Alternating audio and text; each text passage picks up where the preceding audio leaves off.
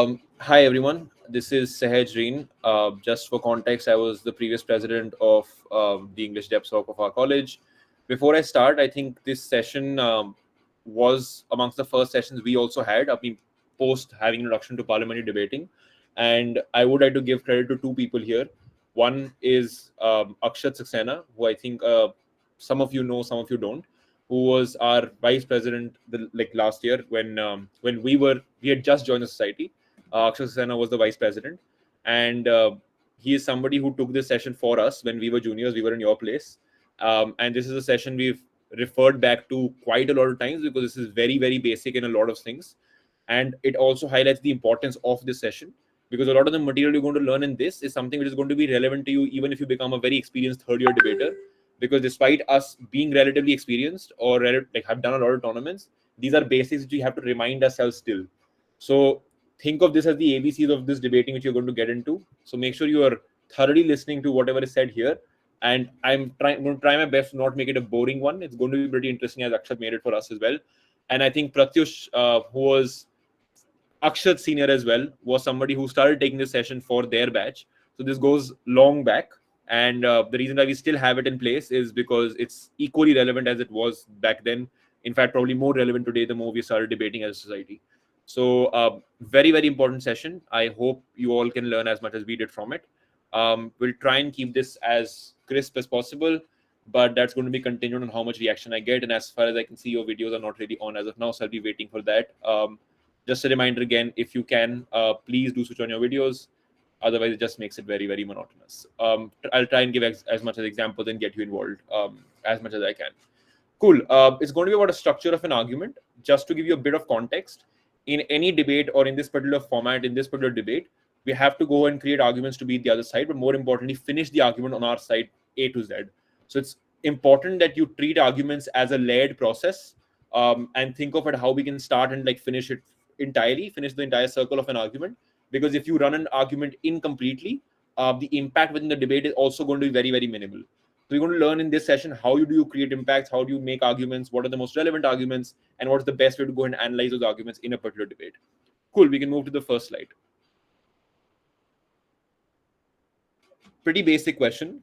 Before going on to how do you make arguments, what even constitutes an argument? Like, what do you consider an argument within the debate, and what do you not? Couple of things within this. We'll take the example which is mentioned. This house regrets the glorification of democracy. In case you don't know yet, this house, like THR, means this house regrets. I'm going to get into that in terms of like what that means.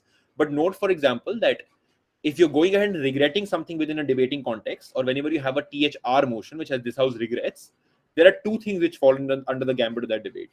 One, if it's this house regrets X, you have to, as side government or the side speaking for that particular motion, have to go ahead and give two things. One, explain why is there a need to go and regret this concept or regret this idea. But secondly, and this is something which oftentimes teams forget to do, why is the world without that thing existing going to be a better one? Let's take this example, right? This house regrets the glorification of democracy. Pretty straightforward motion. Two things which fall under this then. One, why do you regret glorification of democracy? What is the reason to go and regret that? But secondly, is also that in a world where the glorification of democracy did not exist, or the effects of this glorification were not prevalent, how would that world look like? And comparatively, why would that have been better? These are the two burdens or the two ideas which government side has to go ahead and target. Same for opposition. They have to say why we don't go and regret this, which means you have to probably prove in a world where glorification of democracy does exist, why is that comparatively better to the supposed world which government is presenting? So that's the entire idea on this particular this house regrets motion. Of course, you'll have further sessions on what these motions look like, what are the specific burdens within them, but just understand the basic concept within this motion. Now, understanding what constitutes an argument, there are three things within this. One is the basic idea in terms of why do we need to go ahead like regret this glorification. So before going to any argumentation, any analysis, is the basic question in terms of idea, that on a basic premise level or the level of this idea, why do we go ahead and regret this? The first part of the argument, which I did tell you, there are two parts of this regrets motion. The first part is within the idea. Then why is glorification something which inherently needs to be regretted, or the effects of which are so bad that we need to have a world without it? So this is where you need to establish the need of why this idea needs to be regretted in the first place. So this is the first form of argument in terms of the idea or the base premise of your argumentation. The second is analysis.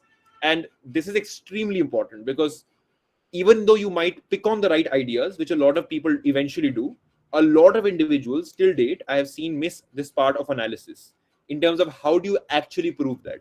So, what does analysis mean? How does regretting this glorification impact or benefit the concerned stakeholders slash solve current concerns? So let's break this down, right? Um, if we're saying that we need to go and regret this glorification, the first question is that why did it need to be regretted? But secondly, and this is where analysis comes in, that let's say you do go and regret this glorification, what subsequently happens? What is the subsequent impact of that? Or who benefits from it? So these are the basic ideas, right? And the way I necessarily tend to look at this, and this is something which I've done ever since I started debating, is breaking motions down by asking 3-4 basic questions: who, what, why, and where. These are 4 questions which can probably finish a debate for your side. But not just asking the question, but figuring out how to answer those questions. For example, let's take this motion again, right? Regress the glorification of democracy. First question you need to ask yourself is, what is this? What is this glorification which we need to go ahead and regret? Second is why. That's thus answering the first step in this, which is the idea that why is this something which you inherently have to go and regret. Third is possibly where. Like where in terms of in which status quo or in which current aspect of life does this even impact us? कि अगर glorification होती भी है तो ये कहाँ दिखती है हमें? Do we see the effects of this in our surroundings, in our conversations, in our education system, suppose, like all those things? Fourth is how.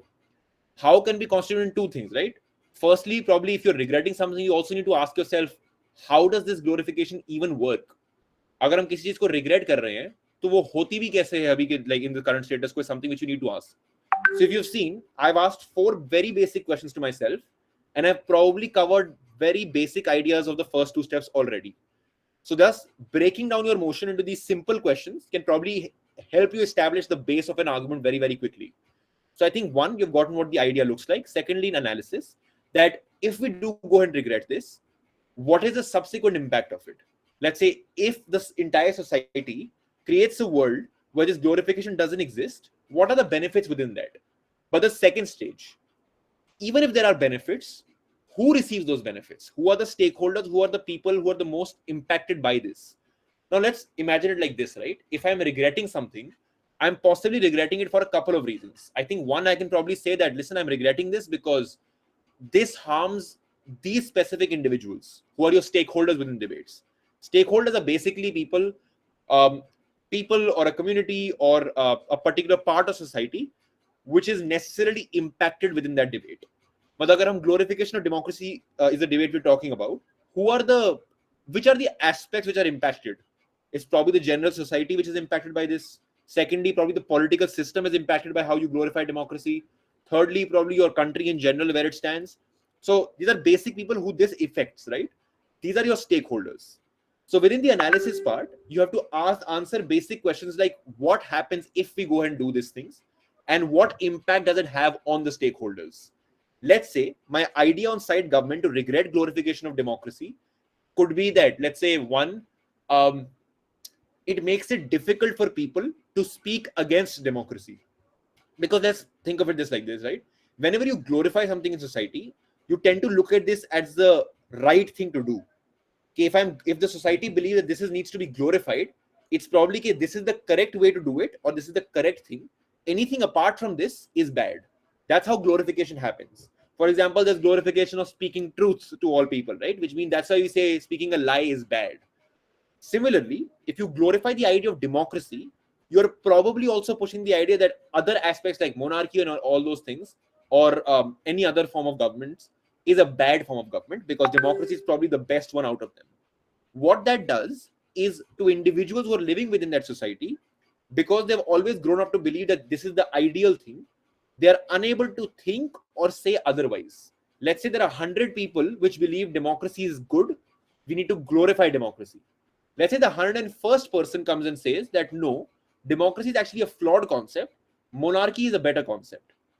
Probably in that society, that one person will be hated upon, one person will not be listened to, nobody would pay attention to that individual, simply because that person is going away from the general norm. Let's say somebody stands up today and says speaking lies is actually a good thing. Any normal moral value based person will probably say that's false, that's not true. This person is like lying to all of you, right? Which means that if under this motion I'm saying you have to go and regret this because these are the people or stakeholders who are impacted, within the analysis part, I have to explain by answering those basic questions of how these people are going to get better. Let's say मैंने problem बता दी in the idea that this is the problem with glorification, these 4-5 things. These are the people it impacts. Now the second burden which has to fall on me, which I did explain in the first part, is that what does a world without this glorification look like? Now I can probably say that the world without this glorification means these individuals who want to speak against democracy for critical thinking or for having a good discourse within society can now do so because your democracy glorified nahi hai. So you can speak against it or raise questions on it, which means through analysis, I have to explain how does this regretting work, but secondly, how does this impact the stakeholders which we are talking about within this debate? And the last part, how does this solve current concerns? Very, very important. Because as side government, the way you're going ahead and like tackling this debate is by explaining what the current concerns look like, right? That's how you're regretting something. Now you also subsequently have to prove how are these concerns even solved. And ये बहुत basic है, but this is something which I've seen people mess up in terms of establishing 7 layers of problems that, oh, within this motion, I'll tell you why these are 7 problems that exist. Fair. But now you also have the burden to prove why all those 7 things are solved, right? Otherwise, how do you win the debate? It's uncomparative otherwise. If Gov says that, listen, we don't like to glorify democracy because these are the problem with glorification, and they end it on that. Op can simply say, we agree. So what? Simply. Because insofar as you don't even prove how it's going to get better, maybe those impacts which you were having a problem with are still going to stay. So which means, and please remember this for any form of debating, right? And this is not just for what constitutes an argument, but largely you have to prove why your side is better than the other. You can't just prove the problems in the other side and try and win the debate, which is what I meant by complete argumentation. Idea, but analysis to prove why comparative is better and why are these effects so bad? What are the effects within that? Thirdly, evidence. Is there any evidence of the said idea and analysis in status quo? I'll quickly just I think I've used this word quite a lot. I'll just explain this. What does status quo mean? Status quo simply means the current world under the gambit of the debate. For example, if you're talking about glorification of democracy, and this is where the where and who aspect is questioned, right?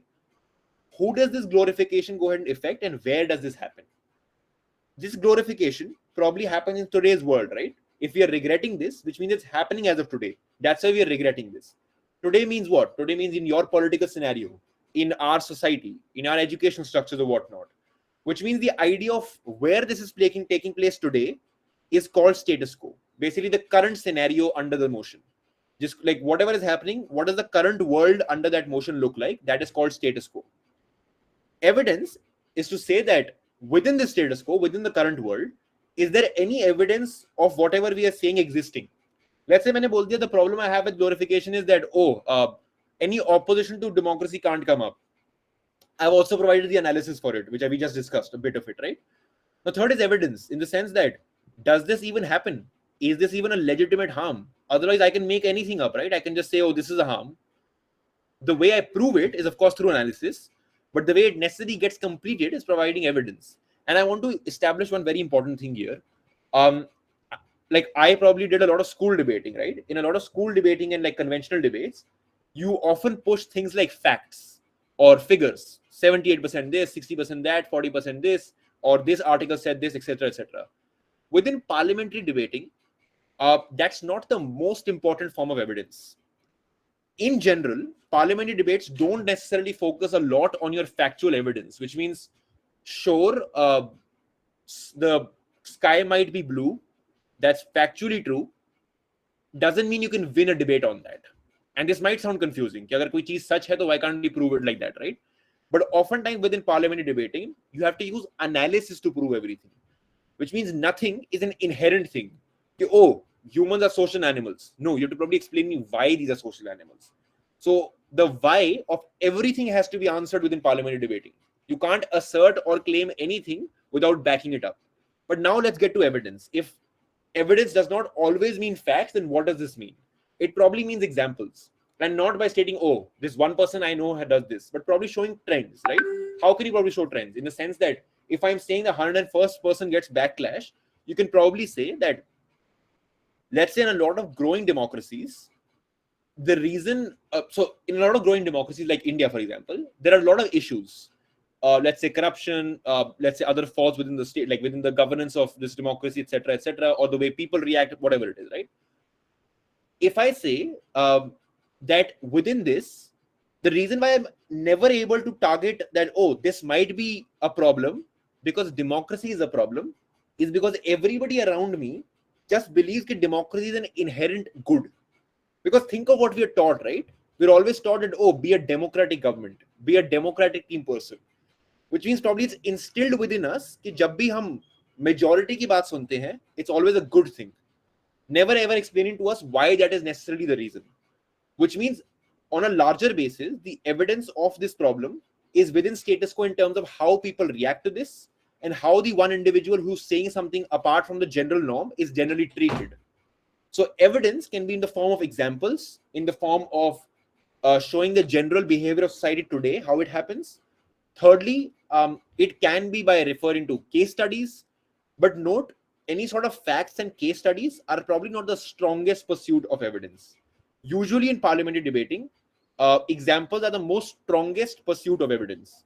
Examples or current trends, in the sense that how do people generally react, what are we taught in education structures, all these things. So even though these things also might be hardline truth, but the way you explain them is not just by saying कि ये तो होता ही है. Go a step further and show how it happens and why it's necessarily true that it's taking place around us. That's the larger idea. So taking this motion at hand, this house regrets the glorification of democracy. The idea will be that why is this glorification being regretted?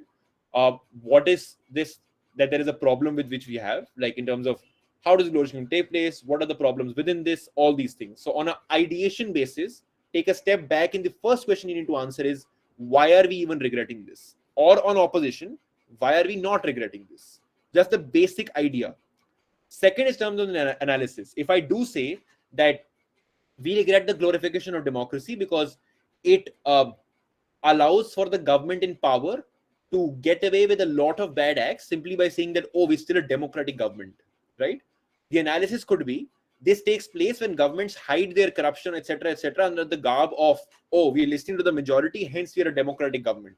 Or two, when individuals are forced to believe this is a good point, which means they're unable to think beyond the idea of democracy and actually expand their scope of political discourse within society. क्योंकि अगर हम एक ही तरीके से सोचते रहेंगे तो discourse का चांस कम हो जाता है. So if we keep thinking democracy is the right thing, any ideas for other forms of government to even come up as a political discussion are less. So when I'm explaining all this, these are the reasons which I'm giving to prove the idea that this needs to be regretted and it's a bad thing. So any proof of answering those basic questions are the form of analysis, which are the second thing. And third, if I show trends, which I just showed you as an example right now, of how education structures operate, how current political discourse is harmed, how the media operates in today's world, and how they try and hide every garb of the current government under saying, oh, it's still a democracy. All these things are current trends to support this sort of analysis and idea by giving evidence.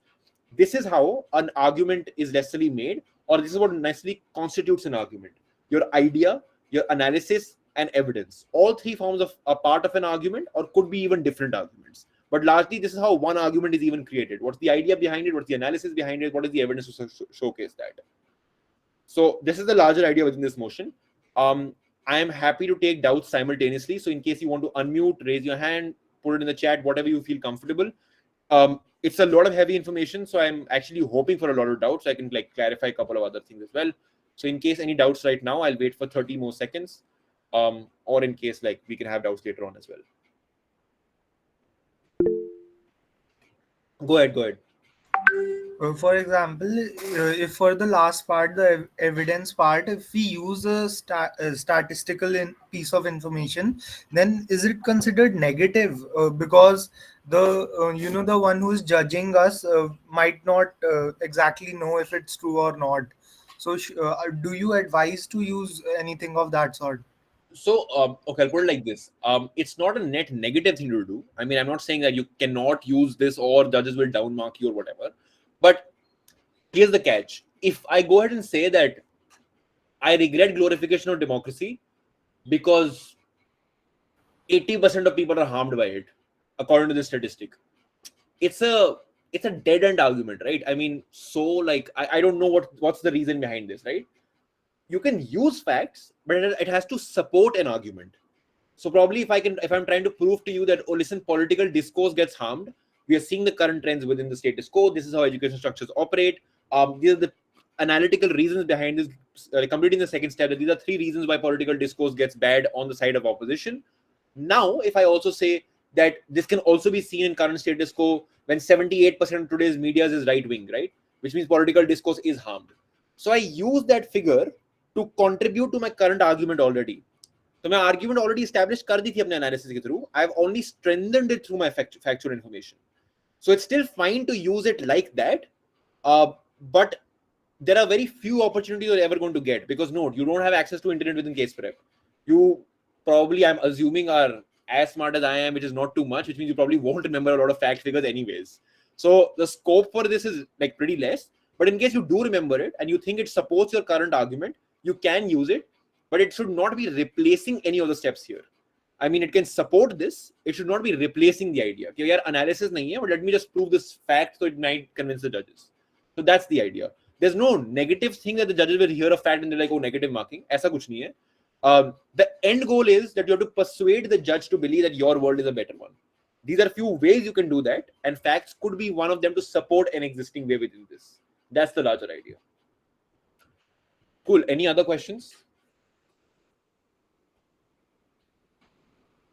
Anybody else? Also, don't be hesitant to ask questions. We asked like 50 questions to Akshat at our time. I specifically remember it. So, in case you have questions, whatever they may be, please feel free to ask.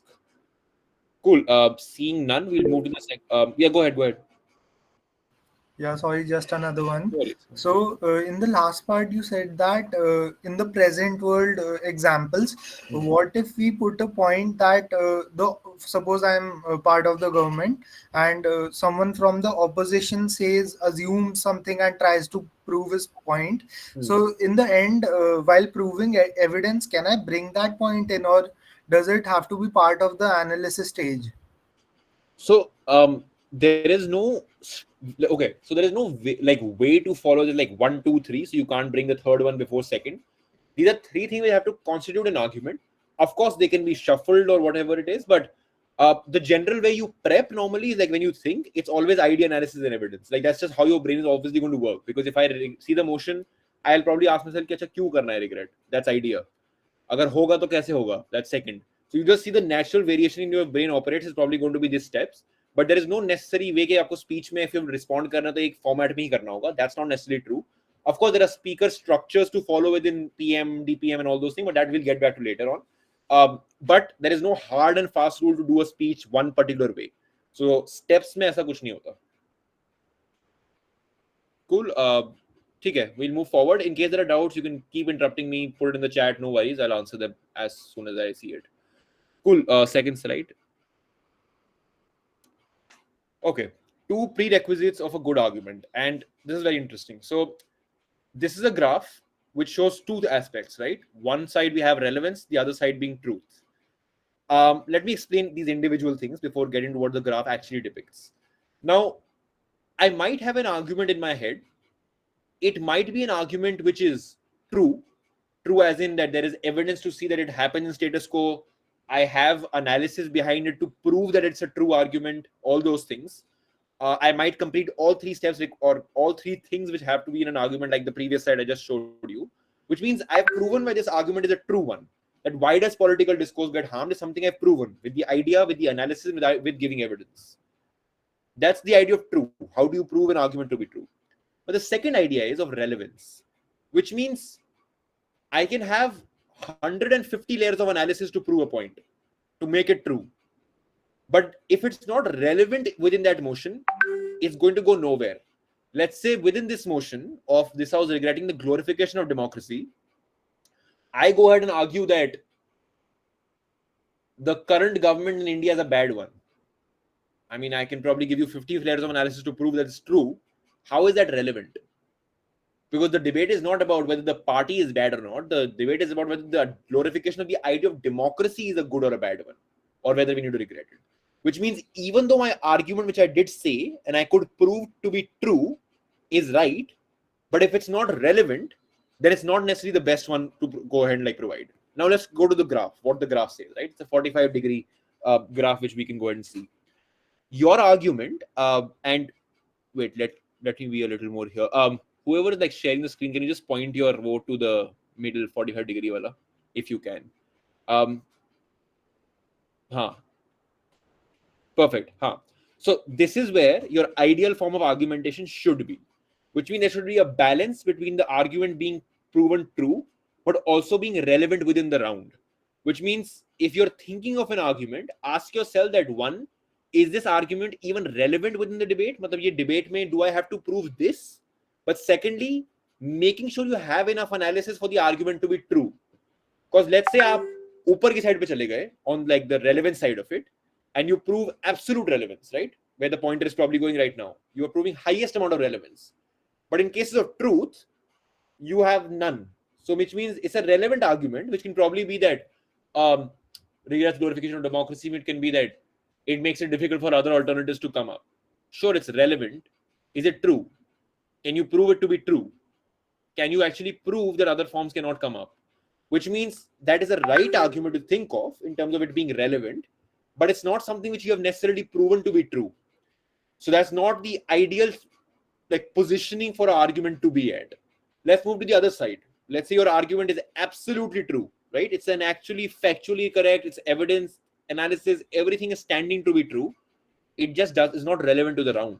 Which means if the debate is about whether this bottle is silver or black and I say the sky is blue, of course I can prove to you why sky is blue in 3 analysis, but the debate is about whether this bottle is gray or black. So I've given you a true analysis, it's just not relevant to the round. These are the two possible extremes which people can operate on, but the ideal one where we do have to operate is the one in the middle, which has to go and say that for an argument to necessarily be a good one, the prerequisites for a good argument has to be that your argument both has to be relevant as well as true. So within a round, let's say I prove political discourse to be an issue within current status quo, and I give you the analysis for it, it not only is a relevant argument within the motion which we just discussed, because in a democracy, of course, in a society, there's a lot of political discourse, right? We talk about politics, we discuss politics. So अगर मैंने उसमें harm बताया कि because of this glorification, these political discourses just get hampered because people can't even discuss all of their ideas. If they're unable to express their ideas, that's relevant. And I've also proven it to be true, which means that's the prerequisite of an ideal argument, that it's the balance between something being true and relevant within a round. So whenever you see a motion, go back to the first slide, like I always said, in terms of answering those 3 basic questions or multiple basic questions, but covering those 3 ideas. Ki idea kya hai, analysis kya hai, evidence kya hai. Then probably also thinking that, okay, this is what I'm pushing. Is this relevant to the round? Which means under this motion, kya yahi debate hai? Because, and this is what I say to a lot of people, right? And like some people find it weird. It's very important to find the pulse of the motion. What is this motion actually wanting me to say? Because every motion is set when they want you to go into a direction. So it's very important before coming to it's very simple, right? How a lot of math teachers say this to us, that before answering the question, read the question or understand the question.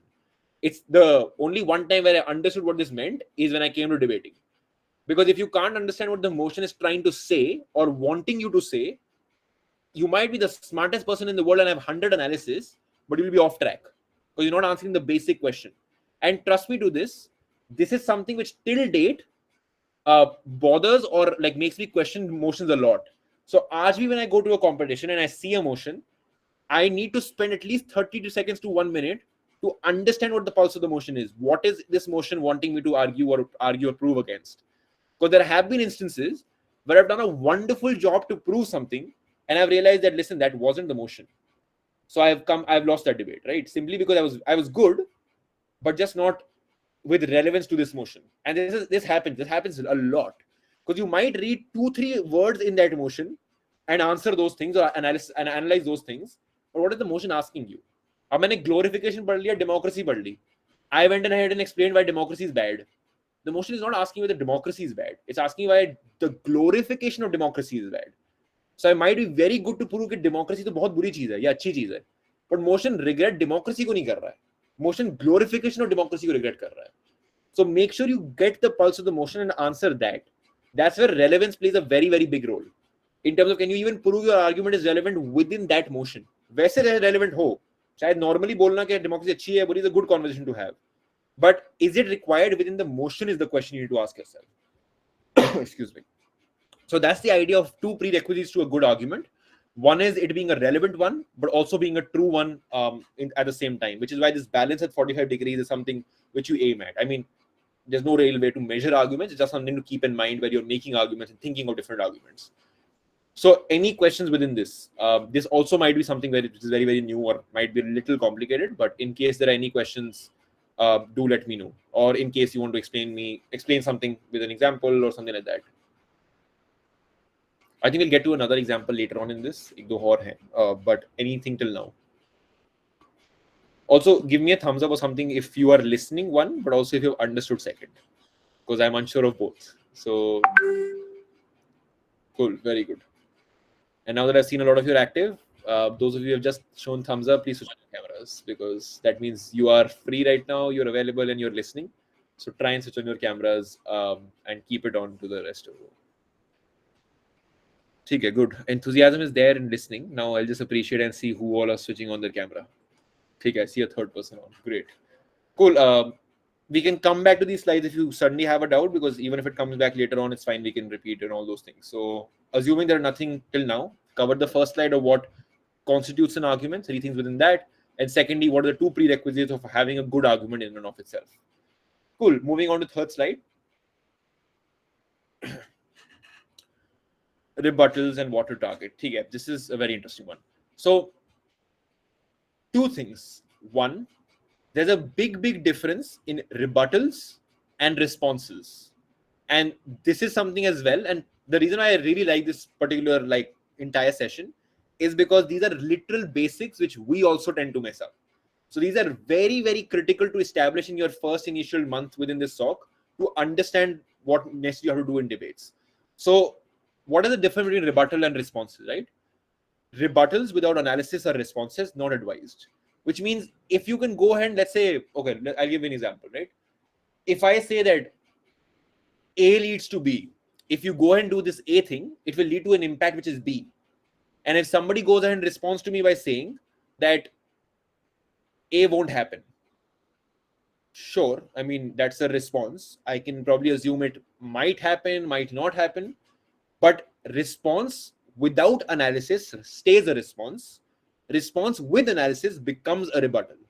Insofar, which means insofar as the other person can prove that, listen, A doesn't happen because two reasons. Now this person has told me that, listen, your A push just never happens because of XYZ. So when you've completed that XYZ is when it stands as a rebuttal within the debate. And responses in a debate are, I mean, generally not advised because it's uncomparative. I mean, if you say that this bottle is black and I say it's white, I mean, sure. But again, where that has lead to. So which is why providing structural reasons and analysis behind your response makes it a full circle response to prove why the other side's case is not likely to happen and why there are reasons for it to not happen. So your attack on that side or on that case stays relevant. Insofar as you can provide reasons and analysis behind the response. Agar sirf response de diya, it remains an arbitrary statement. For the edge, it might be true, it might not be true. Because as a judge, if I hear somebody proving X is good, they say X is bad, I have no analysis to believe either. I can probably assume that X might be good, X might be bad, I just don't know. Which means dono side ka push goes just unresponded or going nowhere. Think assertion versus argument, response versus rebuttal.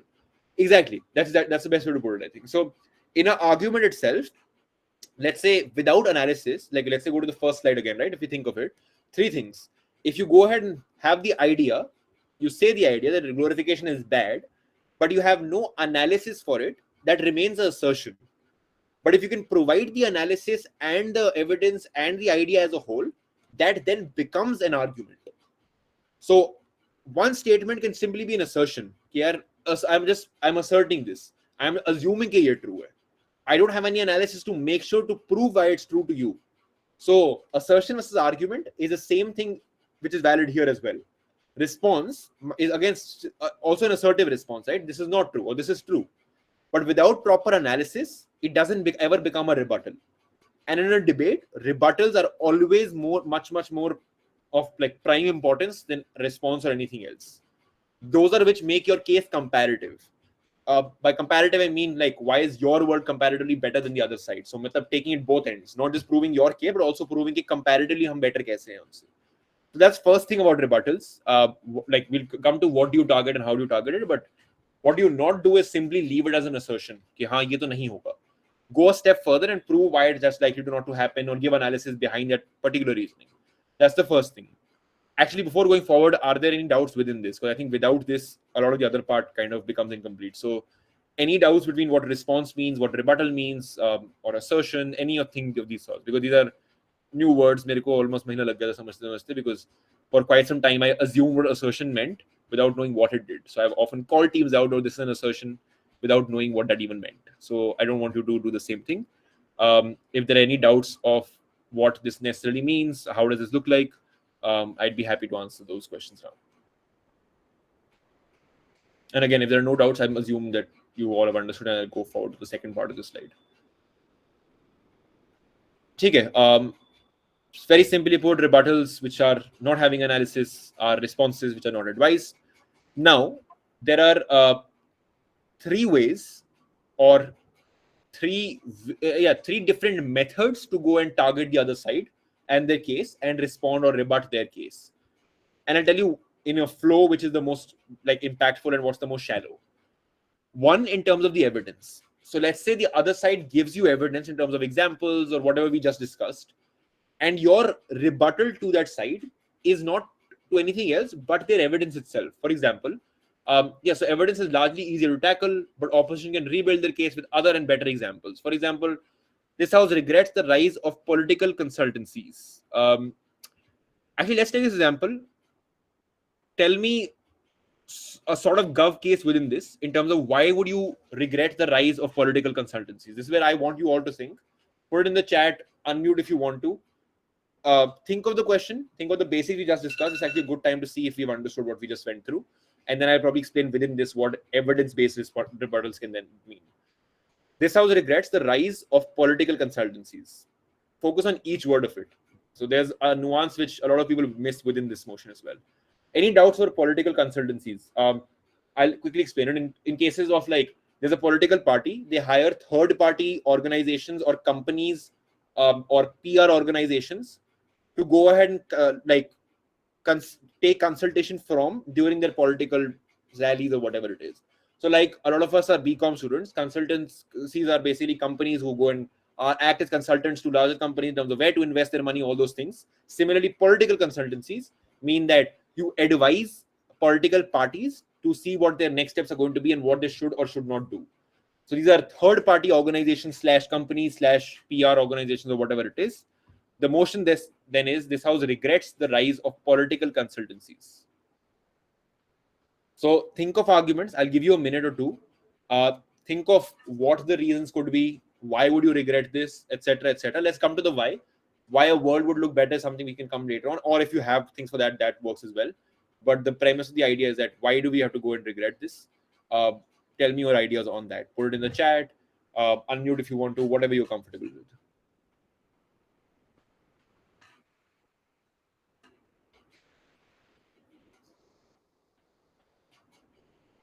You have a lot of pressure on yourself because your previous batch and us, we had like put quite a lot of 10 to 20 arguments. So whatever you keeps coming to your mind, type it down and do send it. Don't hesitate. Nothing is a right or a wrong answer to this question. It's just seeing where we are at and what are the ideas we're getting. So don't worry about right or wrong. Debating me, luckily, there is no objective right or wrong. So it's fine. Yeah, Krish, go ahead. Yeah, one point could be that when third parties consult relating to important matters, they are not actually aware and might have inaccurate assumptions of what the ground reality is. Thus, even the results are not very accurate due to that. Okay, perfect. So the idea is that a lot of these consultancies don't know the ground reality. Hence, what they advise on might not be true, like in the truest sense. For example, fair. Okay. Any other ideas?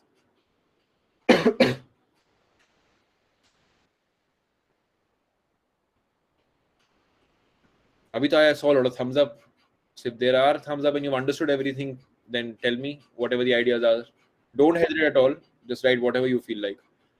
Because between people and representatives, a middleman appears, political consultancy. Okay. So the harm is that there's a middleman between the end people and the political parties which stand up for those people. Okay. But probably be a little more specific, right? In terms of, okay, there is a middle person, but what's the problem with it? It might create unnecessary and unprecedented expenditure. ठीक है. Okay, it leads to added expenditure in the political rallies and all those things. Fair enough. Think about it. Break it down. These exist. What is the problem? Yeah, go ahead. Am I audible? Huh, you're audible now. Yeah. Okay, okay. So what I think is the House regrets the rise of political consultancies may also mean that any political party that is not able to have enough funds for getting these political consultancies or middlemen or third parties, maybe their entire agenda may not reach the common people. Like the person who has the support of these political consultancies may have their hoardings everywhere, but a party which has valid points, valid arguments, may not find that much representation, and that can at the end result in a very majoritarian scenario as well. In some case, if we see, at the end of the day, it's about who gets the most votes in our country, be it in legislative, state elections, or anywhere else. So maybe the tyranny of majority can be linked with this political consultancies to such some extent. That's fair. So probably that's an interesting point because the idea is that when political consultancies become a norm, a lot of smaller parties who can't afford this now are unable to reach or make their message reach the larger audience or the larger masses, which is required for a lot of political standing. Fair enough. The political consultancy might keep rich, uneducated, or inexperienced political leaders in power just because they're hired to do major work of political leaders. Okay, fair. We're targeting the incentive of what these consultancies even look like. Fair. Krish, go ahead. Another point could be that when they are consulted regarding certain matters, the basic ideologies and the beliefs of a certain political party might get distorted and might lead to less effectiveness that than what would previous have been the case previously. What would have been the case if they would have directly done it in their own way? It could have been better in many cases. Okay, fair. Okay, let's take a step back right now. I think good ideas from everybody. I'm glad कि I'm hoping कि मतलब समझ आ रही हैं चीजें मतलब. It will create a scenario where representative politics will become less important and there will be a rise of firm and its customer relationship between leaders and the people. Okay, that's very fair, which means the relationship largely becomes economical rather than the representation idea, which was the basic premise of democracy. Very, very good idea. Okay, now let's come back to the slide, right? I think we are all on the correct stage to now understand what these specific responses could be.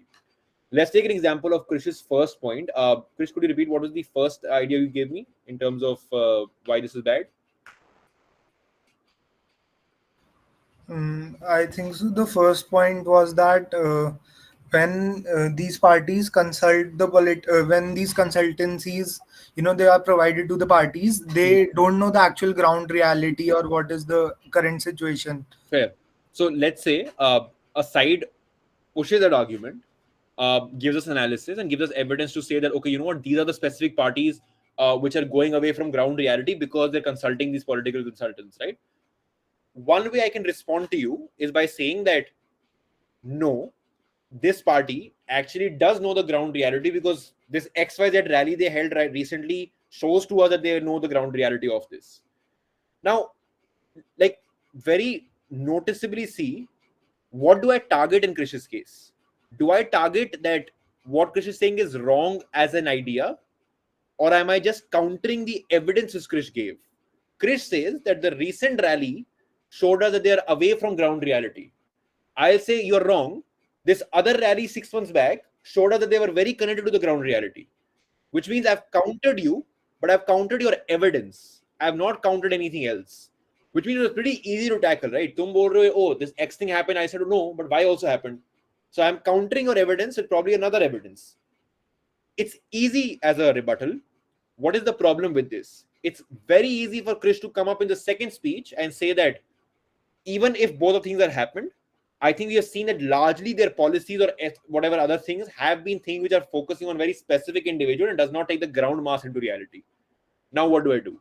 Which means my initial response to the first evidence was another evidence, but now that Krish has rebuilt his push by giving me more analysis, I'll probably again have to go and rebut him. Which means my first rebuttal was ineffective to go and destroy the argument of Krish, because it was just responding to an evidence by giving another evidence, or by just saying this is untrue or whatever it is, right? So which means respond or rebuttal to an evidence is a easy one. It's probably very intuitive because you're just saying nahi, ye hua, whatever it is. But it's very easy for the side you're targeting to rebuild their case on the same thing in the next speech and probably move on. Or even in the same speech. Let's say PI mein Krish, I ask Krish that Krish, this is the problem. I've seen the XY rally that this thing has happened. Krish can just simply say that sure, that may be one instance, but largely you've seen that there's a trend that their policies have now gone ahead and not been majoritarian. Which means my attack on the case of Krish was an ineffective attack, even though it was very easy for me to ask that question because काफी intuitive tha. That's one idea of rebutting the evidence which the other side is giving more than anything else. Let's come to the second idea within this, right? Which is the analysis. This is that it targets logical links and assumptions, relatively difficult to tackle. Example can be deterrence via retribution. Okay, we'll get to that. So responding or rebutting to an analysis. Now let's take the same example, right? Let's take the example of the other push which we had, right? Which is that it will create a scenario where representative politics will go out and this relationship will become transactional in nature between these two parties, right? The analysis behind this argument is to say that oftentimes within democracies, parties have to represent the larger scope of people and their demands, and that's how a democracy is largely built, because that's the backbone of democracy. That's the whole point of having democracy, and ensuring people have a right to say and how they want to be governed. In a place where you have political consultants advising these political parties, the necessary decision making now comes with these companies, because political parties now rely on them to give them the input. Which means जिस लोगों में तुम trust दे रहे थे to take decisions, now they are referring to third person to take their own decisions. That breaks the chain of cycle in which a democracy has always operated. That is the large analysis behind proving that argument which was talked about. My counter to that, let's say, let me think of it. My counter can be very simple analysis. My counter can be very simple that insofar as political parties are always going to be answerable to individuals, probably in the next election cycle, if they want to go ahead and still win, they have to go and show tangible impact or tangible connection with these individuals. Which means even if they consult political institutions or consultancies, they have to be responsible enough, or they are responsible enough to go and target back or give back to these individuals and make sure that they're connected to them. चाहे वो consult करते रहेंगे, they'll have to take initiative to stay connected, because without that initiative, अगर वो इतना disconnect हो जाएंगे, the next elections they will be out. And most political parties want to win elections. That's the base of democracy as well. Which means insofar as that is true, the likelihood of what Gov is saying to prove that this disconnect will happen is probably going to be less, insofar as people have this electoral cycle which they want to go and repeat and win the next election and cater to the larger audience. Now look what I've done, right? I haven't gone ahead and rebutted the evidence. I have rebutted the analysis that what you're saying is untrue, because people are answerable to the political parties, are answerable to the people. Like a response within that. If that's a rebuttal, that's the rebuttal to the analysis you're giving. Your analysis is that the more and more they do that, they get complacent and they have to go ahead now always care to these individuals. I have countered it by saying that analysis is untrue. The analysis of believing that these people are like answerable to the people is more believable, because uske bina wo election hi nahi jeetenge.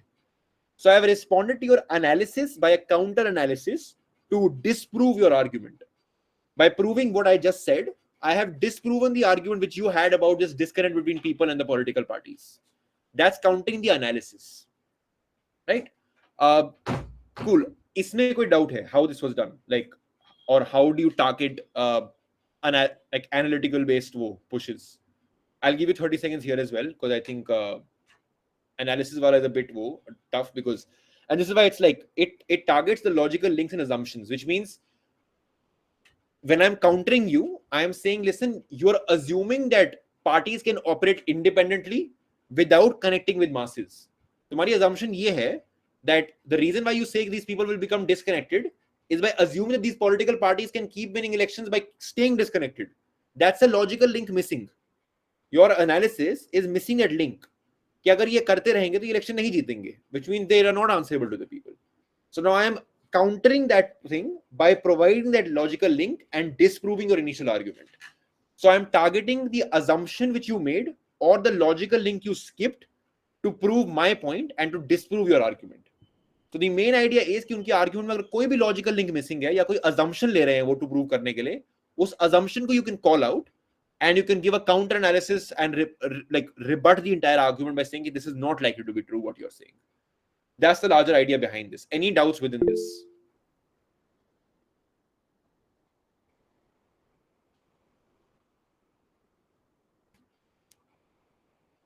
ठीक है, एक second, ठीक है. Okay, the example which is given within this as well, although I've taken a different example, but we can quickly discuss this as well. Deterrence via retribution. ठीक है. So retribution as a large concept is, in simple words, punishing an individual to make sure that the harm which were done are kind of balanced, or in simplest words, it's probably taking revenge by putting the same other person under the same scope of harm which they had given to the other individual. For example, if somebody commits a crime, they're punished for 10 years or pushed in jail for a year or whatever it is, right? Which means the idea behind that, or the idea behind retribution, is to say that this individual has done a harm. Now this individual needs to be punished for it. The idea is punishment. That's retribution. Deterrence is the idea of doing something to deter individuals of not committing crimes. So probably thinking of it like this, right? I think jail acts as a deterrence, or law and order acts as a deterrence for all of us to not commit crimes. I mean, a lot of times the reasons why people don't commit crimes is because they're scared of going to jail, or there are laws which exist which they cannot go ahead and break. It's illegal for me to do certain things. So the way governments deter me from committing crimes is by having established law and orders in place, and by having like jail rulings and rules and regulations in place which make me scared of not doing that activity. So you go ahead and have deterrence via retribution. If you do this, you will go to 10 years of jail. That's the way governments deter individuals from taking a certain action, or a certain, like, a step in general, right? Now let's say the debate becomes about whether retribution is the necessary way to go ahead and deter individuals. Deterrence via retribution is a good thing or a bad thing. Let's keep this simple, right? Now you might think, and this is where let's take both examples. Let's say the argument I am pushing is that retribution is a good form of deterrence, because we have seen in the past that people have not committed crimes in the last 1 year because jail sentences have gone up. Now that's my argument, or that's my evidence I'm providing in status quo. I think Shubhi can very rightly point out and say that, listen, in the last 1 year, crimes have actually increased 98%, which means what you're saying is factually incorrect. In the next speech, I can come and say that figure is only of one city. There are counter figures which say that crime has gone down by 60%. This can keep going on, which means it's, with Shubhi's initial attack on my case, I have still a scope to go and rebuild my case, because my case abhi bhi intact hai. My analysis is that this will go down, and this has been going down because the people are scared of going to jail. And the evidence I've given is that, oh, look, crimes have gone down recently because as soon as jail sentences were gone up. Shubhi said by saying that, no, this has not gone up. It's actually crime rates have increased despite increasing jail sentences or whatnot. That's simply countering my evidence which I gave. कि ये हुआ है, Shubhi कह रही है नहीं हुआ है. So मेरे evidence को tackle किया है, मेरे analysis को tackle नहीं किया है. Let's say Shubhi's rebuttal is different. This time, it's saying that no, individuals who are passing a threshold when they have to commit crimes, let's say some people commit crimes in need. When they don't have food, they go and steal bread. or let's say somebody is mentally unstable, that's why they take certain steps which or do certain crimes like maybe stealing or murdering or all those things, right? That is probably when they cross a level of sanity or cross a level of need. Let's say उनके पास नहीं है तो they just to survive they need to go ahead and steal food, right? Which means even if you say कि oh चोरी करने से jail होगी, if this person is doesn't have food on their table, their need is pushing them to go ahead and steal. Which means Shubhi is proving that the reason why people commit crimes are often such reasons which have no direct correlation with how many years I'm going to end up in prison. Which means people might be aware of the fact that what I'm doing is a crime and is wrong, but A might still need to do it, or B might just still do it for whatever reason, right? This is why a lot of times in societies which have high crime rates do have a lot of high levels of jail sentences or whatnot, but people don't change their ways because the basic need issue is never solved. This is where Shubhi has taken my analysis, said the logical link you have is to prove that everybody believes in the legal system equally. वो assumption है आपकी. I am saying that because people are so needy or people are so insane sometimes that they are just don't care about this legal system. They will take a step forward and do it regardless. So she has pointed out a logical link missing from my analysis and has proven to me why what I'm saying is untrue. So these are two forms of rebuttals. Evidence-based rebuttal, easy to do, not highly recommended. Second is analysis level rebuttals, which are always good to do because they break the analysis the other side is giving. Thirdly, quickly, is the idea. This is the most fatal blow in a debate. If you can rebut the main premise or the main idea behind the argument of the other team, you'll have the highest chance of beating that particular argument or beating that team regardless. What does this mean? Privacy versus national security is an example. Targeting analysis of national security versus targeting the idea. Okay, we'll take this example as well, just to give you our experience of different examples. A lot of times, governments say that we will need to track your mobile data, track your location, track your, I don't know, internet browsing history or whatever, for the issue of national security. Let's say oftentimes in J&K, when phones are tracked, or when during COVID through Arigya Setu our location is tracked, it's for national security why it's done. But the counter to it has usually been that it's a wrong thing to do because it violates privacy laws, or even not even laws, it just violates the privacy of an individual. We all of us deserve privacy. This violates that.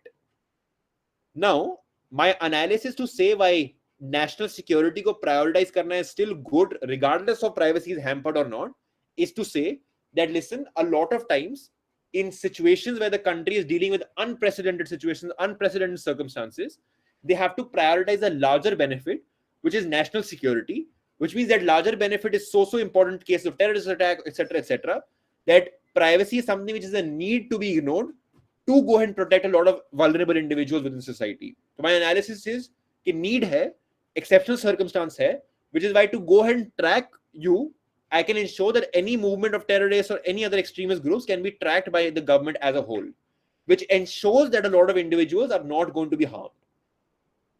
Now, there are two ways to tackle that. One, you can go ahead and say that counter analysis, right? What we just talked about.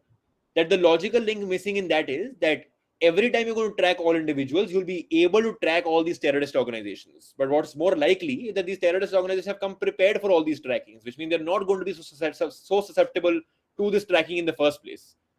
That's counter analysis and pointing a logical link which is missing and telling me why what I'm saying about countering all these issues is not something which is likely to even happen, even if you go ahead and prioritize national security over privacy. Versus targeting the very idea. How do you do this, right? Within this example itself, I think what you can do is by saying, okay, your best case is that national security needs to be prioritized, और वो prioritize करोगे, privacy को overlook करके, so you can probably save individuals.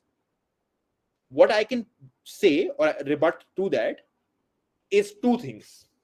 One, probably further proving why that is never even likely to happen. कि तुम्हारा idea ही गलत है. मतलब तुम प्राइवेसी को इग्नोर करके कभी तुम नेशनल सिक्योरिटी अचीव कर ही नहीं पाओगे. because there are other aspects which are required to ensure national security. That can you even go ahead and do you have the enough resources to track these individuals like physically? Can you even understand what their end goal of that unprecedented circumstance is? Can you see the trend of that circumstance? Which means if I can largely prove that on an ideation basis, it's never even going to happen, I'm not only countering the analysis, but I'm going a step further and saying, but you can never achieve that regardless. Even if you go ahead and track people, तुम achieve कर ही नहीं पाओगे. But secondly, which is even better, is to prove that even if you do achieve it, and this is difficult to prove, but it's unbeatable if you prove it. Even if you can prioritize national security and save individuals, violating privacy is something which you should never ever do as a government. I don't care what unprecedented circumstance there may be. Why? A privacy is an innate right to individuals. When we are born in a world, and this is where like principles come into play. I'm not going to put one here because I have to control myself. Principle is a form of argumentation you learn further, are the most like my favorite ones.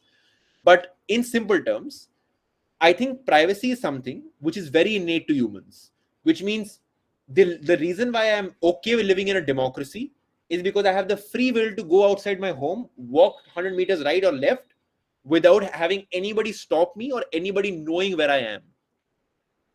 Insofar as you break that innate right of individuals, just to say, oh, you're saving 5 people, you're actually breaking the trust of hundreds and millions of people.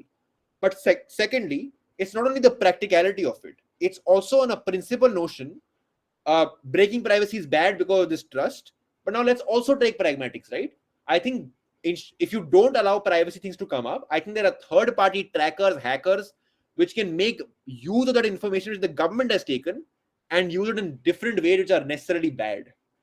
So, तुम किसी को बचाने के चक्कर में privacy loss को violet किया, but उस वायलेशन में और लोगों को हार्म्स हो गए. That means you're countering the idea. You are saying, one, what you are saying can never even be achieved, which means your idea is necessarily wrong. But two, to prove that even if it's right, the idea is wrong because it's not targeting the correct thing. But two, it's coming at the cost of something graver. तो तुमने ये analysis counter नहीं करी. तुमने ये नहीं बोला तुम्हारी एनालिसिस में ये मिसिंग है, ये assumption है या फिर ये गलत है. You are saying your idea is wrong. This can never be achieved. This should not be achieved at the cost of privacy. Insofar as that is insofar as privacy violation is required, we don't think it's something which should be violated at any point of time. So it's targeting the larger idea within that rather than analysis or evidence. Cool. Any doubts within this? I've spent quite some time on this one because this is the trickiest, but also very, very important. So any doubts within this thing at all?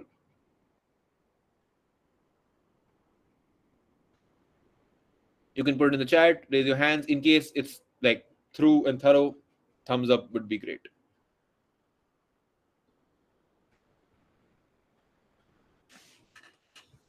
बाकी या तो सो गए हैं या फिर अभी धीरे धीरे आएंगे.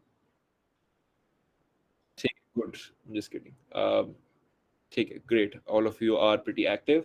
And note, I'm pretty weird that way. Next time I see any one of you in college, I might just ask one of these slides or what you remember from it. So if you're putting thumbs up here and not asking any questions, that means you probably understood every aspect of it, which is great. Does the principles act as the highest point or line one can't cross for the sake of argumentation? So, okay, I'll like answer this in 10-20 seconds, not more than that, because I don't want to deviate too much. Principles are arguments which don't rely on pragmatics to take place. मतलब मैं ये नहीं बोल रहा कि ये गलत है क्योंकि ये चीज हो जाएगी. मैं बोल रहा हूँ वो आइडिया ही गलत है. In the sense that taking the first step is the wrong thing. Which means I am not saying don't violate privacy because it doesn't achieve something. I am saying privacy is an inherent right to individuals, which means breaking that is wrong on a principle notion. Regardless of whether you're able to achieve anything or not. That's besides the point. So principles are something which are forms of argument which act independent of any pragmatic harms or benefits. That's the one-liner explanation of principles. We'll probably have to take a different session on principles later on, but it will be very interesting. But that's the idea of principle argumentation. To prove something, regardless of impact, it's wrong or right, that's the principle. It requires a lot of legwork. It requires a lot of framing and explaining why the principle is even valid within status quo, how it can be achieved, how it is usually achieved, how it's specifically harmed if we take the step and all those things. But that's the idea of a principle. Cool. Any other doubts before we move to the next slide. I think the next might be the last one. I'm not too sure, but yeah. Any doubts here again? You can unmute yourself, put it in the chat, anything at all. Great. I think then we can move to the last slide. Cool. This is about common flaws with arguments. So we've discussed a lot about what arguments are, what they need to have into part of what this constitutes as an argument, what is a prerequisite for a good argument. Lastly, what are the good responses or rebuttals specifically which can go and overtake, and how do you go and do that? And lastly, very basic, in terms of after all this, what are the common flaws or errors which you have seen within argument? What are the largely common ones?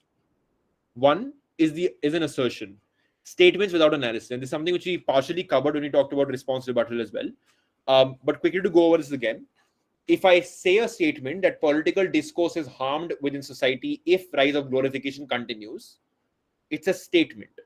I have said this can happen, this might happen, but there is no analysis I have just given to prove why it will happen, which means without analysis to prove something, a statement which remains a statement is nothing but an assertion, which means you're assuming or you're asserting this can take place without explaining how or why it will take place. This is where I have to go back to the first thing that I told you, right? The basic questions: why, how, where, and what. Whenever you miss answering those basic questions within analysis and you just assert things or you assume things that this will happen, that's called an assertion. For a judge, they can never go ahead and credit an assertion. Because वही बात है ना, अगर आप मेरे को you're telling me as a judge that listen, this hampers political discourse. Or tells me it doesn't happen political discourse. I can assume it might have hamper political discourse, it might not.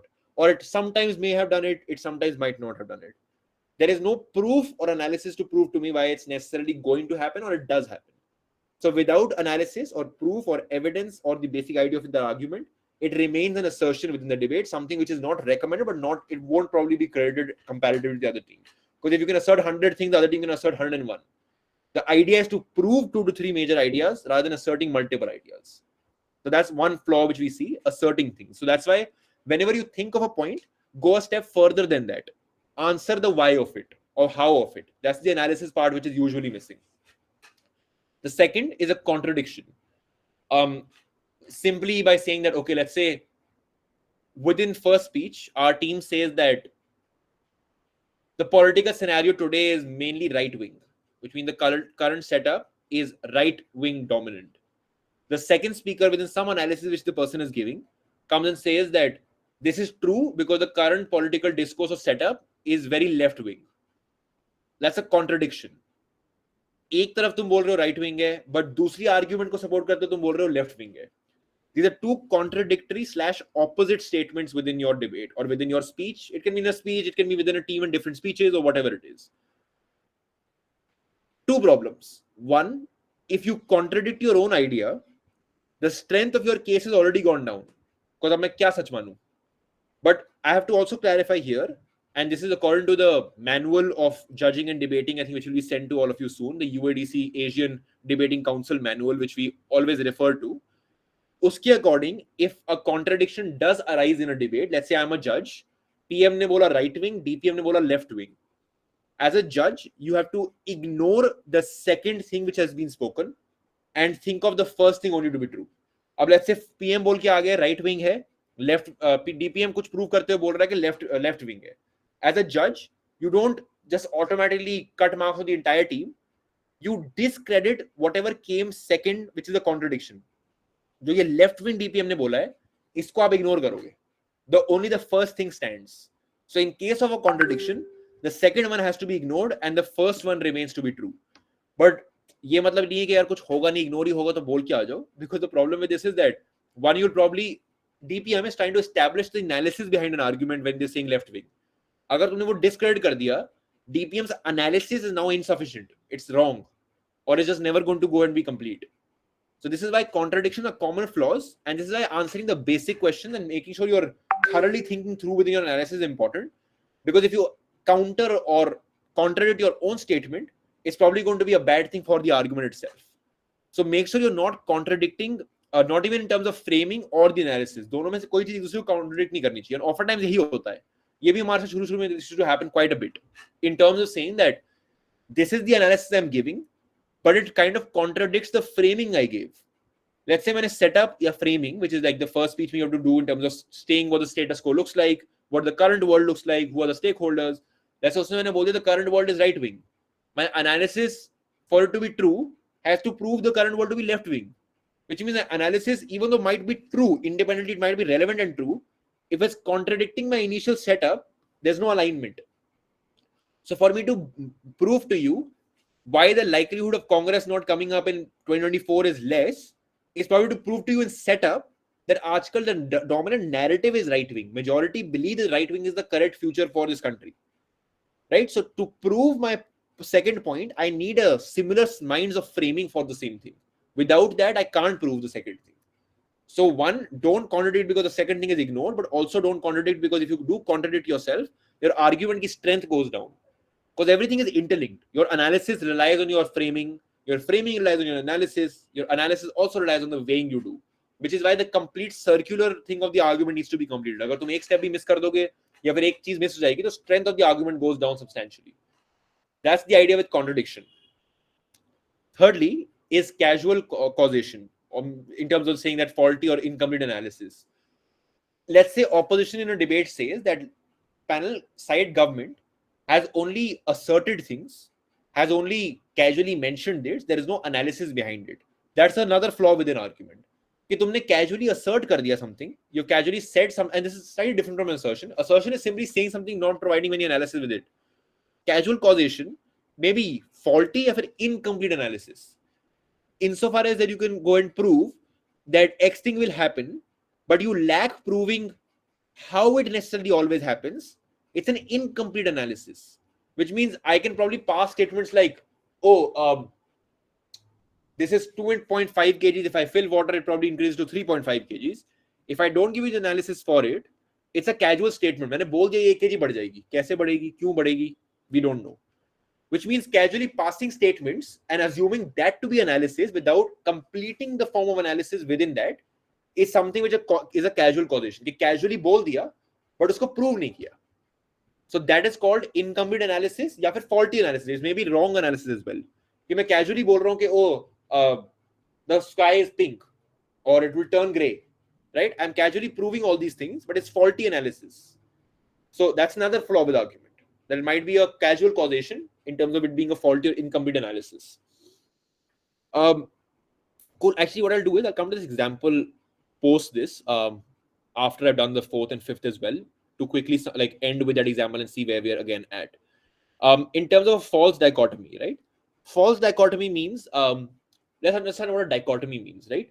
In terms of me having to choose between A or B, you are pushing the debate to be about either this or this.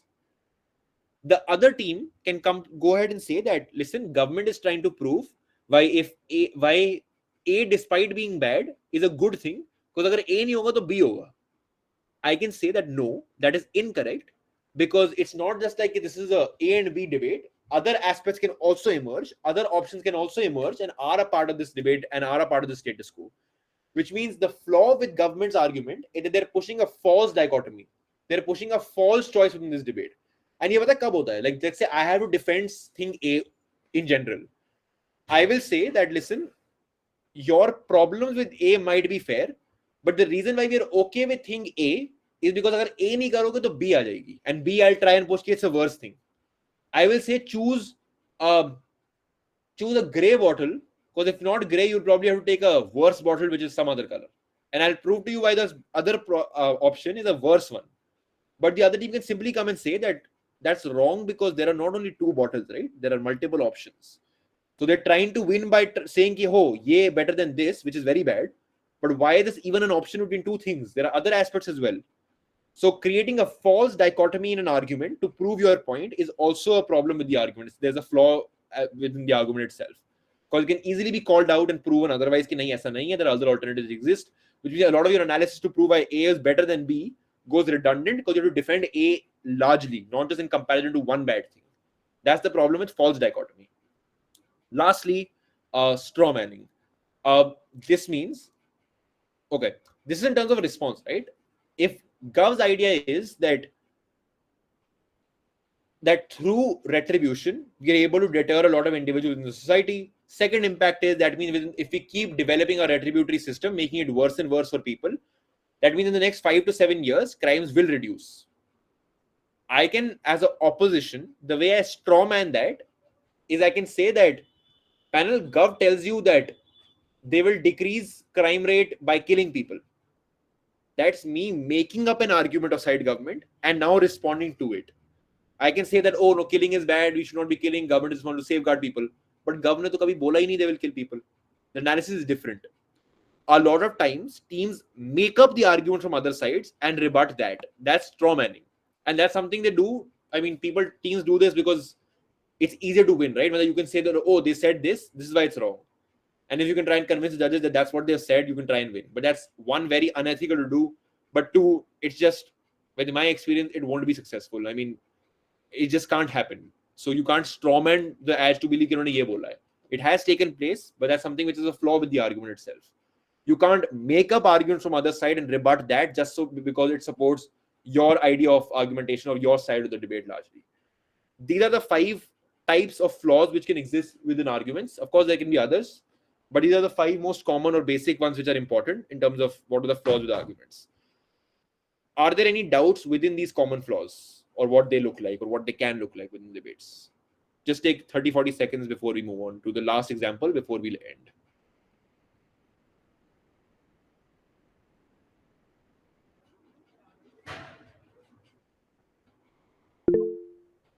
Yep, go ahead. You can unmute.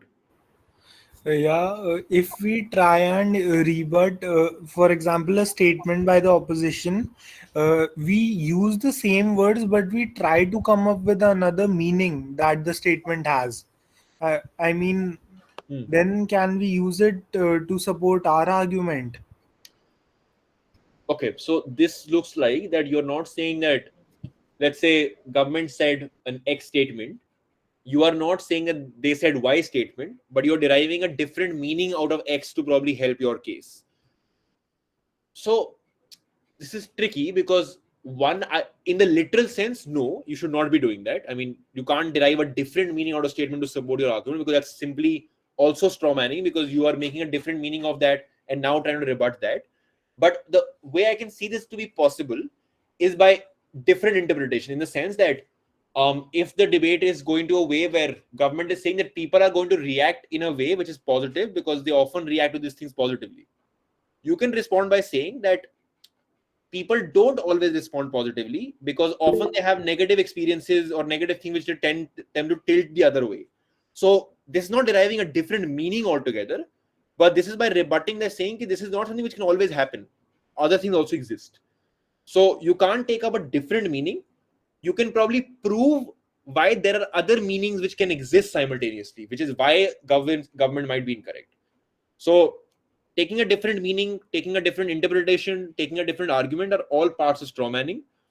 Taking a different meaning is something which can be proven as to why that's the likely meaning which what you're saying. That's the difference. Wait, there's a question. Can you please give one more example of analysis rebuttal and idea rebuttal? Okay, analysis and idea. Let me think. Actually, you know what? This is the perfect time to bring this example. But wait, any other questions? I'll answer this one through this example which you're going to discuss right now. Yeah, it's great if you can just re-explain the false dichotomy once again. Okay, sure. So, okay. A dichotomy is a position where you're forced to choose between A or B. The ways which team create false dichotomy within a debate is, let's say the debate is about regretting glorification of democracy, right? Or let me take a better example. This house regrets democracy, right? This house is regretting democracy as a whole. This is a perfect example for this. As side government, I have to say I regret democracy and I want a world without democracy which will be better for individuals. As op, I have to say we don't regret democracy. The way on government I can try and win this debate is by saying that, or on op actually, the reason we don't regret democracy or the reason why we are fine with it is because the other alternative is monarchy or is autocratic leadership like North Korea. So what they're doing is that, logically speaking, you can't say that democracy nahi hogi to monarchy aa jayegi. But what op can do is try and prove a false dichotomy. They can try and say that, oh, if democracy doesn't exist, there'll probably an overhaul of power and all those things, which means monarchy will come up. And monarchy and autocratic leadership is obviously comparatively much worse because nothing is in your hands, everything is decided by one leader. So what they've conveniently done is, rather than defending democracy is actually a good thing or a decent thing and we don't regret it, they have tried to create a false choice within the debate and say that, oh, democracy might be bad, but it's still better than monarchy. Na? Gov can simply say that the alternative is not always monarchy. So you're creating a false dichotomy. If it's not democracy, it can probably also be something like a, I don't know, communist leadership, socialist leadership, all those things, right? Which means op try to create a false choice to prove their point. Gov can point out that choice is not always within those binary. It can probably exist in other alternatives as well. So creating a false dichotomy to prove your point is also a problem which exists with an argument, which is not the right thing to do. Did that make sense, Aman? Yeah, it's clear now. Thank you. No worries. Any other doubts with regards to any specific one or anything else?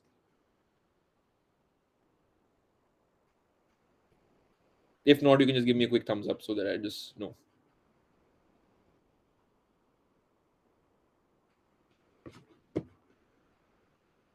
Okay, perfect. Cool. Lastly, I know it's been a long session, but we'll just quickly end with this, and this is probably going to engage you quite a bit. The example we're going to quickly take up is this house will tax Zara for flouting environmental laws. Simple motion. This house will mean it's a policy motion, which means on government you have to not only say why do you think you should do this, but also explain how you're going to do this. And this is where you have a little bit of fiat in terms of saying that this motion allows government to decide how they can do this, how they want to tax them, how much they want to tax them, all those things. Fair burden, of course. They will take a fair burden. You can't just say we'll tax them 0.1% every year. I mean, that's not the debate then. So let's do this. Let's think of gov arguments first, and quickly we'll also end with op arguments. So right now I'm looking for government arguments why this house will tax Zara for flouting environmental laws. Flouting basically means ignoring environmental laws or superseding environmental laws or just not abiding those laws. So think of this. Zara is a fashion brand, in case people don't know. It's a fast fashion brand, which is why it's largely criticized for flouting environmental laws or by not being the most environmental friendly because it's fast fashion. So this house will tax Zara for flouting environmental laws. That's the motion. Anybody wants to unmute, you can unmute. You want to put it in the chat, both work.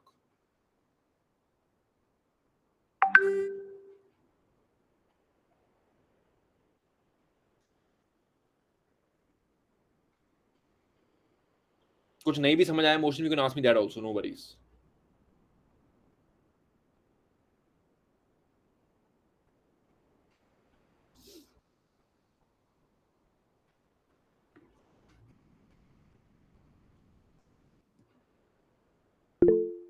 Yep, Chris, go ahead. Zara should be taxed due to flouting of environmental laws, etc., as a basic right amongst all the major brands is being violated, that the right to equality and sharing of resources, if a basic constraint is not set up amongst them, then it can be used in a very negative way. So this would promote equality in sharing of resources amongst them. Okay.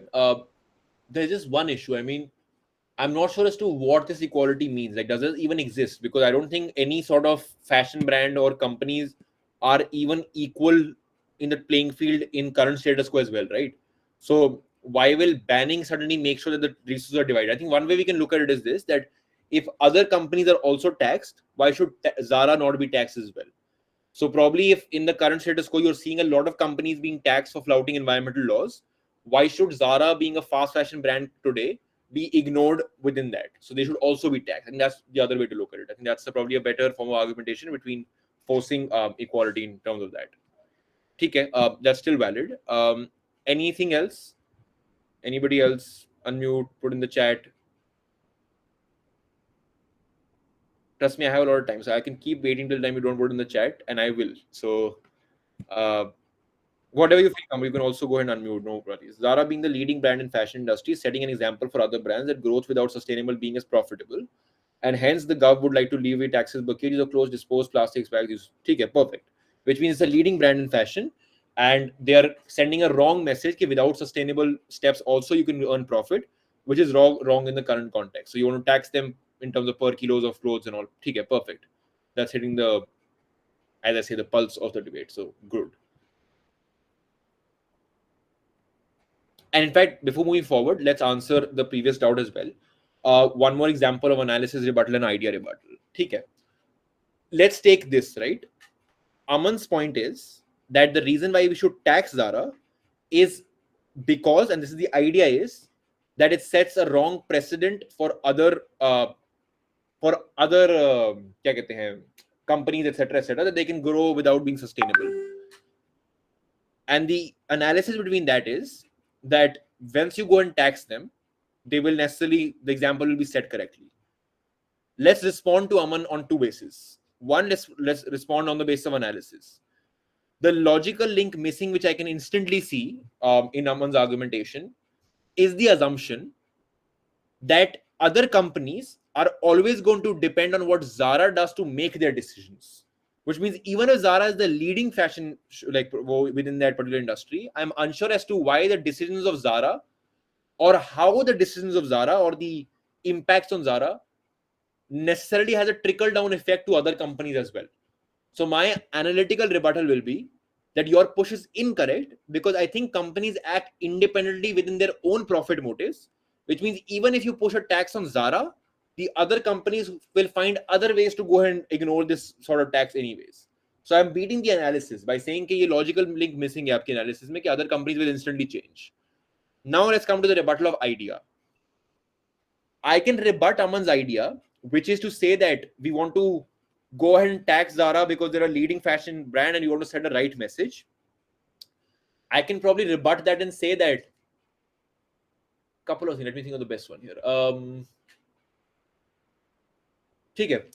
The idea can be that if the idea is about sending a correct message, I can think you can do that in multiple alternate ways, which can probably be that making Zara do a lot of CSR, which companies do, by the way, like social responsibility and all that, right?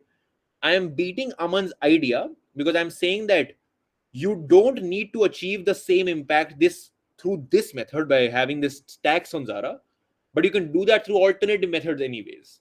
But even a better one would be tackling the idea by saying कि listen, ये हो ही नहीं पाएगा. Insofar as companies are profit driven anyways, you put a tax on them, they'll just find ways to earn more money to be able to pay that tax. That's how companies necessarily operate. So this is not in tangent to Aman's analysis. This is in tangent to Aman's idea. कि अगर आपको best case में क्या करना है, आपको best case में message ऐसा दिलवाना है कि टैक्स करो तो भाई सस्टेनेबल हो जाएंगी companies. I am saying sustainable होंगी ही नहीं कंपनीज आइडियोलॉजिकल बेसिस पे. But secondly I am also saying अगर करना ही है तो अल्टरनेटिव मेथड से कर लो, which already exist. Hence, the need to tax them doesn't exist. So I am going ahead and yeah, exactly. Price of products may rise, which means if you keep taxing them and let's say it's an endless cycle, it's probably going to harm consumers as well, which are vulnerable individuals. That's also a very, very fair push. So, okay, that's great. That means this is a rebuttal by saying that if you, best case you keep doing this, it's probably going to impact the most vulnerable, which are the customers in and of itself. So that's the difference between beating the idea of an argument and beating the analysis, the specific analysis between the argument. Analysis means picking out a flaw within it, explaining why that flaw necessarily exists in current world and why it's not going to exist. But the idea is probably taking the best case and telling why that's not going to take place, or just why there are alternate methods to get to the same impact. That's the difference. I hope that answers the question. जो पिछला वाला था.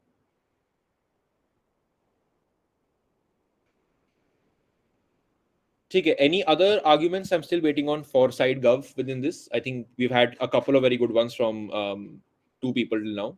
One being that leading fashion brand has so public perception to other companies matters in terms of the messaging you send out. But secondly, if you do this, and this is I think op argument, how prices of products may rise if you continue to tax Zara and all those things. Perfect. ठीक है. Looking for op arguments now. what could be possible op arguments why you should not tax Zara. Ek to aa gayi hamare paas. You've gotten one from both sides. I want more in opposition. Why you should not tax Zara for flouting environmental laws. And I want somebody else as well. I only see a couple of people answering. I want to see if everybody else is there. Pehli baat to let me see a wake up call. Send me a thumbs up if you're even listening to me right now. ठीक है, good. ठीक है, perfect. If you all are listening, give me whatever ideas you have. They don't have to be absolutely correct. They don't have to be absolutely detailed. Whatever ideas you may have, think about it. We've discussed quite a lot of things about how arguments are made, what questions you need to ask yourself, how you need to see debate, see motions. काफी मैंने explain किया है. Now think as opposition. Why would you not tax Zara for flouting environmental laws? And probably you can also counter the way government will do it. Rebuttal. Think of preemptive rebuttals also.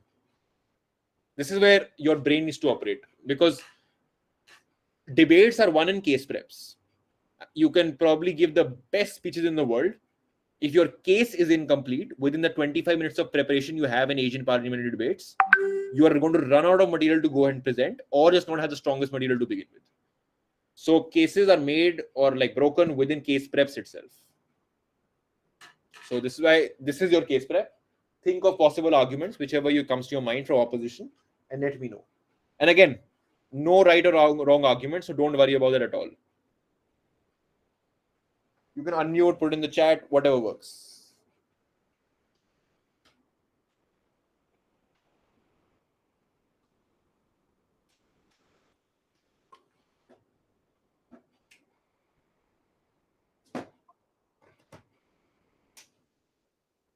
Being a leading industry, it is also a major contributor to economy and produces jobs. Levying taxes might lead to Zara withdrawing from India, possibly making clothing expensive for Indian consumers. Perfect. Absolutely on point.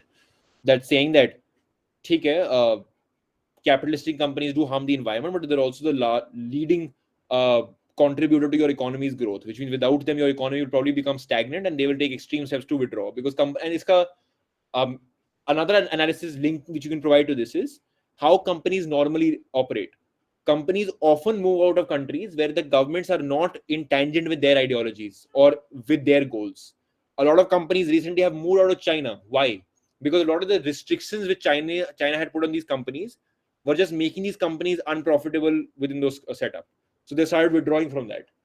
And this is the evidence you can give, right? This is excellent. You have the idea, you had a good analysis for it. What I just said can act as evidence. This constitutes a perfect argument. This is how to look at things. The evidence I just give is also true. Recently, companies have started moving out of China because of other issues and all those things. It's a counter bhi hai. Counter is by saying that companies have also moved out of China because of other reasons, which are very extreme, which are not environment related. And in fact, any country you move to from China will probably have stricter regulations for environment because they're the West. Western countries often have stricter regulation on environment. So you can keep on going, which is why one more thing which I really want to point out, there is no debate, no motion, or no side which is undebatable. And this is me telling you after doing 2 years of parliamentary debating and probably, I don't know, 7-8 years of school debating. I now have come to the realization that there is no debate which is undebatable or there is no point on either side. Every motion will have things within each side of it. No motion will ever be made or be given to you if there is not both sides to the argument. थोड़ा intuitively दिमाग में शायद एक side की पहले आती होगी, like for example इसमें गवर्नमेंट बहुत तेज आ जाती है कि हाँ इन्वायरमेंटल लॉस को वायलेट करना बुरी बात है तो टैक्स तो होना चाहिए, और आपका थोड़ा टाइम लगेगा, but there are arguments on both sides. Taxing Zara could lead to less creative fashion as they may be discouraged from continuing their innovative. Perfect, ठीक है. Which means if I am, and probably more specific, right, as a budding creative individual who wants to join the fashion industry, I also want to join it because of the perks economically I get. If I'm seeing that these companies are making less money, I think individuals are now less likely to go and join this industry in the first place, which A, hampers the individual goals of people, but two, also the industry as a whole. Thoda, this idea might be far-fetched in terms of the proof, so it's a little difficult to prove, but I think it's still a fair one. You just need to prove more, like give more analysis in terms of why does that happen. But it's still a fair push. I think more analysis on that could be a complete argument. Rather, the house should persuade Zara to prevent itself from violating environmental laws and start producing its products through not destroying it. If Zara works accordingly in favor of environmental law, it will satisfy both government and people, since Zara is not using any harmful methods, and it may create a more productive market. It's all about taking a persuasive step. Perfect. ठीक है. Gov can probably argue that there is no persuasive step to convince companies. You can probably add a layer to this and say that the way persuasion can also happen is by giving them perks. So don't harm them to create the impact, but probably give them added benefits once they go and do what you want. For example, ये मत करो कि अगर तुम violet करोगे तो हम तुम्हें टैक्स करेंगे, बट ये बोलो we will give you tax concessions if you do not violate, right? Which means you're reaching the same end goal. तुम्हें कार्बन एमिशन कम करनी है, वो दोनों तरफ हो रहा है. What OP can simply say is कि we don't think taxation is the best method because companies don't like saving on profit. Rather tell them we'll give you more profit if you use sustainable methods. That aligns with the incentives of companies. So which is probably the fastest and the best way to achieve the same impact. So that's a very good point. Flips government. Same impact, different method. Good. काफी आ रहे हैं. Very good. Resorting to using sustainable manufacturing processes increases the input cost exponentially. Perfect. Taxation laws cannot be applied to only one company entity, but across an entire industry, which would in turn be beneficial for the brands that are already established because they can resort to other income methods. But for new companies starting out, the entry into the market becomes harder. Absolutely perfect. What this is saying is that second part is actually very, very crucial. It says that rich companies can probably always afford alternative methods of income. But if you make this an industry norm, which you'll have to if you want to create an impact, सिर्फ ज़ारा को करने से कुछ नहीं होगा. जो छोटी companies market enter कर रही हैं, उनके लिए to make their company sustainable and earn enough profit becomes very, very difficult. You can further prove why these particular smaller companies are the most vulnerable. मतलब ये सबसे important क्यों है? ये बहुत जरूरी होता है. In debates, you can prove benefits to 3 people. You also have to tell me why one of them, or at least maybe even all 3, are more important than the individuals which the opposition is benefiting. So इसमें you can also complete the argument by saying that listen, it could harm smaller companies, but the reason why smaller companies are important to not harm is one, they form the backbone of regional economies. These are the companies which operate at the grassroots level, employ a lot of people at the local level, which larger companies don't necessarily go and take. Secondly, if you dissuade them, chances for entrepreneurship to arise and thinking of new ideas decreases, which means your economy becomes stagnant, but also your human resources becomes redundant. Things like these. This makes these groups of people the most vulnerable. The Gov say the taxes should be levied on Zara for flouting environmental laws, but they don't mention how it will make Zara do reparations for the destruction. They can make them liable, for example, common social responsibility is Zara's job too. Taxes aren't equal to incentive to do better. Exactly, fair. So you're proving by despite taxation, there is no incentive to do better regardless. And insofar as you don't target the incentive, nothing changes for these companies. So that's fair. That's also a very, very good argument.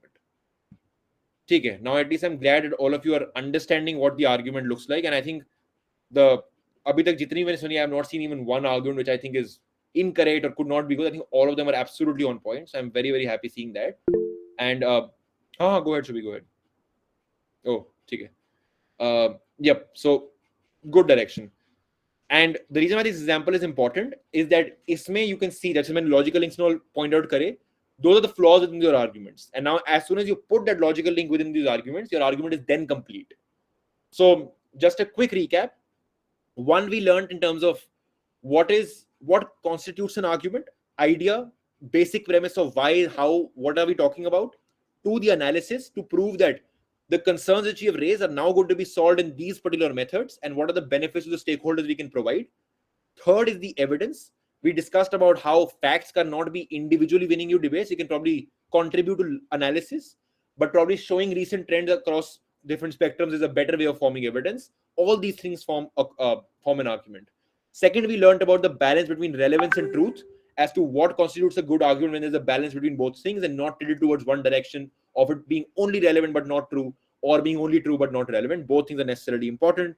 Third, we learned about rebuttals in terms of what are good responses, what are good rebuttals, and why without analysis rebuttals remain responsive, which are not the most efficient forms of attack. And three things within that. One, evidence-based attacks and rebuttals are the easiest to do but are incomplete. Secondly, analysis-based, which are a little trickier to do and takes so more time to go and rebuild. But thirdly, the best one is to beat the idea of the other side, because that is the most hardest to recover from the other side. And lastly, we learned about what are the common flaws in the arguments. We took a few examples, 4-5 motions I think we discussed, and within that you've realized assertion, contradiction, casual causation, false dichotomy, and straw manning are some common flaws with arguments which can exist, and we've discussed few ways to go and solve those things as well. Any doubts on any slide or any point till now, anything I said, I'll be more than happy to answer that. Do let me know. Yeah, Aman, go ahead. I just wanted to know that there are certain debates where you have to put up the facts, like which are not maybe factually correct. So, Hmm. are they checked by the judges? So, judges never, okay, APD and BPD, the British Parliamentary and Asian Parliamentary debates, do not rely on facts at all. So I can say that I have won debates where I didn't even know one word within what was being talked about. The reason being, and this might sound foolish, but the reason being that this debate is primarily about logic, analysis, argumentation, idea, rebuttals, all these things. You will never ever get a motion जिसमें without knowing the context to it or facts in it तुम debate नहीं कर पाओगे. It's always about breaking down the motion and answering these basic ideas and basic responses and basic analysis within the motion. Now, to particularly answer your question, judges don't deduct anything or like see anything negatively if it's false, because mostly ऐसा कभी motion आएगा नहीं जहां पे आपको गलत चीज defend करनी होगी. The whole point of parliamentary debating is there is nothing wrong or right until unless you can prove it to be so. तो inherently कोई साइड गलत नहीं होगी मोशन में कि यार इसमें तो opposition is defending the wrong side. There is no wrong side. It's just counterintuitive maybe. You have to prove why that side is not wrong. So judges can never go and like discredit you for saying the wrong thing because there's largely never any wrong thing. They judge you on your persuasion. Persuasion happens through correct argumentation, analysis, good framing, all these things which you're learning right now. That's the idea. Cool. Any other questions? Should we go ahead? You're muted, huh? Sorry. For the facts wala thing, as somebody who's like majorly, I have only asked. I just want to put this in. अगर तुम कोई facts बोलते हो, for me, like if you say crime rates has increased by 80%, right? When I am writing my notes or when I'm adding a debate, I don't care about the 80% at all. Yeah. Just Sehaj ne बोला exactly that. We don't care about the facts. If you say 80% and then you go on to analyze it, my notes will include increase because, and then my notes are written. So I get the idea of it. Your stats may or may not be correct. It genuinely doesn't matter. अगर तुम कोई ऐसा बहुत बेहुदा सा start ले आते हो which for a common person who has no specialization, just an average citizen, मेरे को भी सुन के समझ में आ जाएगा this is false. That if you go up and say कि oh cricket is like a sport in India which nobody cares about, अगर तुम ऐसा कुछ बोलोगे then it is obviously not taken into consideration at all, because that is a commonly known fact जो मतलब मेरे को सुन के समझ में आ रहा है तुम गलत बोल रहे हो. If it is something very specific, it is something which involves specific numbers, it is just I take the larger idea of what you want to say with the fact, understand your analysis with it according to what say. मतलब मैं खुद के analysis नहीं use करूंगी. Whatever you say, I write that down, but the stat in itself doesn't matter. All right. Thank you. That's, Perfect. I think उससे you're now more clear as to what facts are within these debates and what are not. ठीक, I can see 26 people remaining, which is pretty decent. Only 5-6 people left. We'll take a note of the people who did leave because that is something which we do, strict on attendance. But one last thing, any particular doubts before we just stop recording for now? Any particular doubts which are arising? Of course, you can ask later on as well. Reach out to me or anything. But yeah, with that, we come to the end of the session. I know it was a long one, but I thought it was required to go into details of certain things to